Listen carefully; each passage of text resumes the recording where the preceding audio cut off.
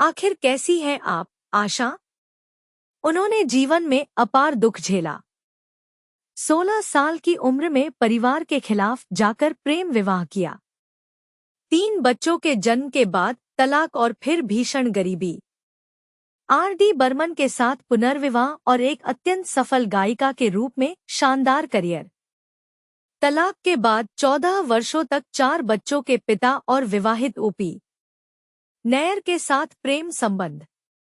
लेकिन उस सृजनात्मक बंधन से बढ़कर एक बेहतरीन गाने खिले। दादा साहब फाल्के पुरस्कार, पद्म भूषण और अनगिनत राष्ट्रीय एवं अंतर्राष्ट्रीय पुरस्कार। दिल चीज क्या है, उमराव जान और मेरा कुछ सामान, इजाजत के लिए सर्वश्रेष्ठ पार्श्व गायिका का पुरस्कार। पूरी दुनिया में उन्हें चाहने वाले अनगिनत प्रशंसक।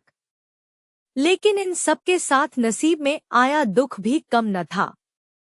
जीवन साथी का निधन, बड़े बेटे का कैंसर से निधन, बेटी की आत्महत्या। सफलता के शिखर पर रहते हुए और 250 करोड़ की मालकिन होने के बावजूद जीवन में आया अकेलापन और गम। उनकी बुलंद और ऊर्जावान आवाज भारतीय फिल्म जगत में आत्मविश्वास से भरी आधुनिक स्त्री की छवि का प्रतीक बनी। शास्त्रीय, कैबरे, पॉप, लोक संगीत, संयमित भावनाओं से लेकर तीव्र उत्कटता तक और मासूमियत से लेकर कामुकता तक, हर गाने को उन्होंने जीवंत कर दिया।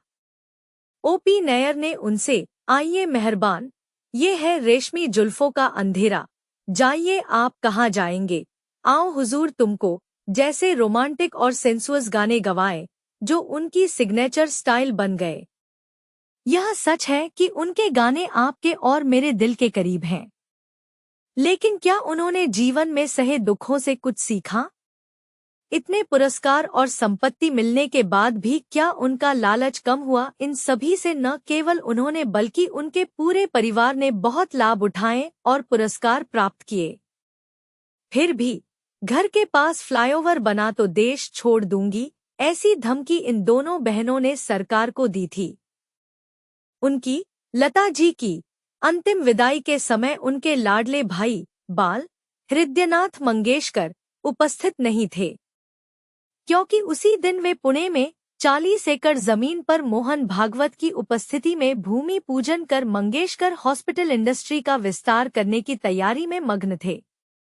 एशिया की सबसे बड़ी हॉस्पिटल इंडस्ट्री खड़ी करके अकूत पैसा कमाना ही लक्ष्य है। नाइटिंगेल के स्वर्गीय गीतों का आनंद लेते हैं।